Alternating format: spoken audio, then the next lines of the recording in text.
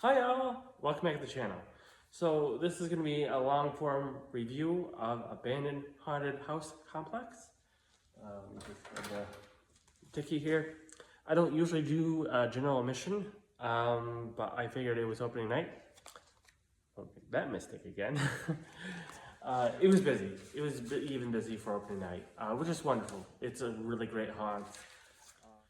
So not a lot of the haunts do this. I mean, I kind of call it a actor walk.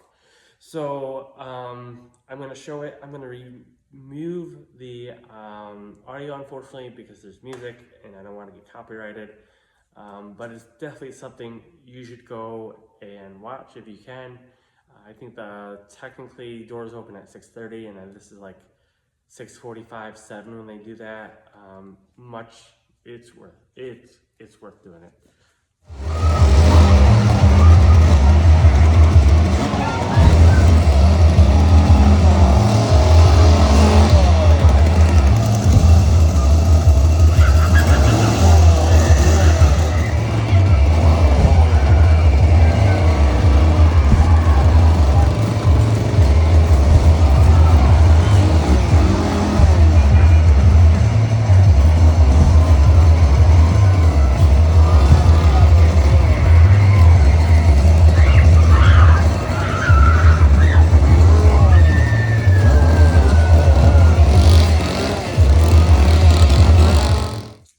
Now, if you pay attention to details, this sign is really nice, and I wish I had something like this in the museum.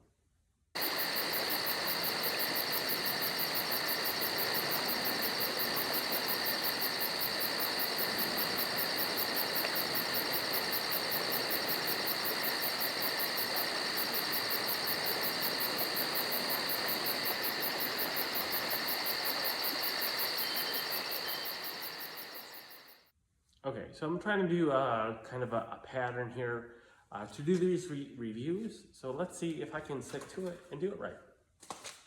So the basics. Do they have food or drinks at the haunt? They do. They have a little diner kind of thing. It's basic stuff, pizza, hot dogs, stuff like that. But in a pinch, it'll work great. So now, these things can get cold. Is there fires around? Or heat? Yes, they have some fires, usually some barrel fires, which is nice. Especially it can get kind of cold in October. So, do they have other things they do? Yes. They have a new thing that they launched. I unfortunately didn't do it. I was a little like, I don't know what this is.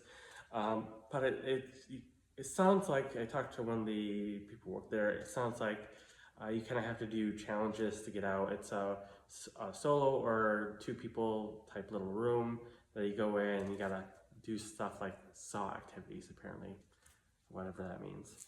Also, there's axe throwing. I've never done that. I've kind of been interested to do it, but maybe if I go to a blackout night in November, maybe I'll try everything.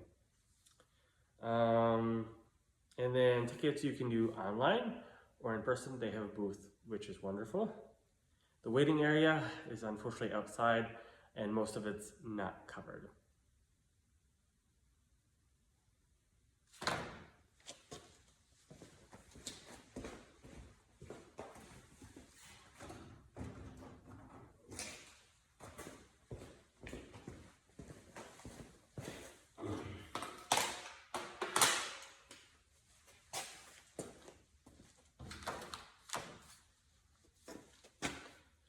So there's 3 haunts in this.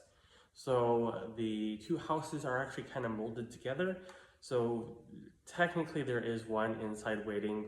I think it's more for spacing, which is very important. So the first one, you wait outside, you go through the first haunt, then you're in the middle of somewhere. And then there's a waiting area there to respace everyone to go through the other haunt. And then there's another haunt, which is a corner maze. So 3 in total.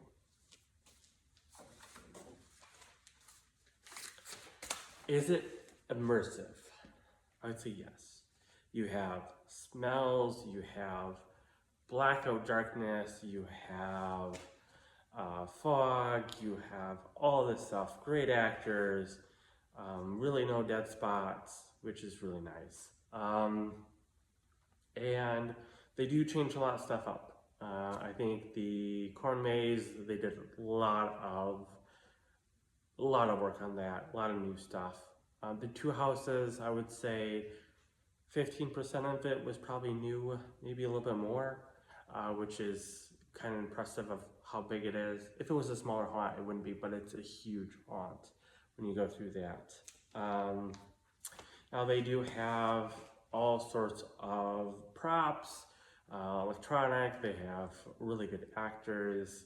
Actually, there was one actor that I thought was a prop and she wasn't. So they do a very good job there. Anything extra special? I think sometimes when you're down in the second haunt of it, it's very immersive. So immersive that you kind of get caught up in things when you're trying to figure out what's going on. I don't think they have anything like Screaming Acres has the 3D effects. Sugar Farm has this kind of like you're walking over hot coals effect. But I don't think they have anything that's completely different from anyone else, but what they do very well. Even like strobe effects. You can have okay strobe effects, and then you can have what they do is like you're blinded, but everything is moving in like warp speed around you. When it's done right, it's done right. I don't think they do things half-heartedly there, which is really nice.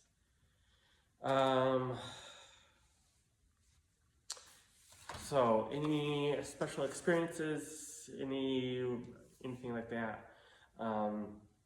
I would say they have a really cool fog room where you can maybe see 4 inches in front of you.